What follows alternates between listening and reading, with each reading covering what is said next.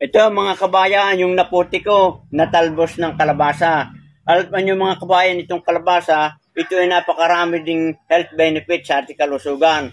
At ito pwede nating gulayin ng ginisa, pwedeng bulang-lang, at marami pang ibang luto, lalo kung ating sasamahan ng bulaklak nito. At ito ay nakatutulong din sa kalusugan ng ating mata. At ito ay meron ding benepisyo mga kabayan. Bukod sa ang kalabasa ay maraming putahe. Itong talbos na ating magagawang lutuin, ito ay nakatutulong din. Kung halimbawa, yung ating taingay umuugong at parang pakaramdam natin nabibingi, ang ginagawa sa akin ni nanay nung ako'y bata pa, ay ito, kumukuha ng murang talbos na katulad nito. Yan, mga kabayan.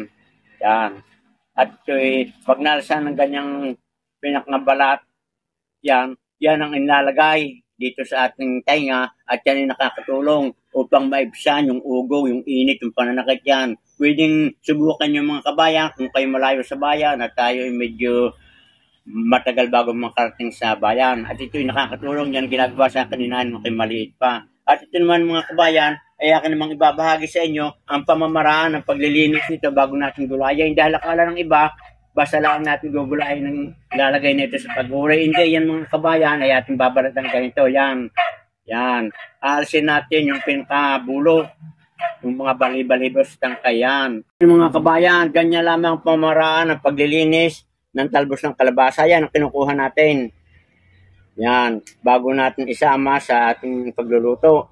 At ang gagawin ko naman dito ng luto mga kabayan ay bulang lang. Kasamahan ko lang ng papaya at yung mga okra para siya ay talagang tamang-tama at sagana sa fiber, sa tatawag nating iron at saka sa ating katawang napakaganda. So yun mga kabayan, ganyan lamang yung paglilinis, ibinahagi ko sa inyo. At ito ay pwede natin pakuluan, gawin nating tsa at inumin. At ito nagpapalakasin ng ating immune system at ito ay maganda sa ating kalusugan. Good luck and good health. Sana ay may natutunan kayo sa binahagi kong ito tungkol sa talbos ng kalabasa.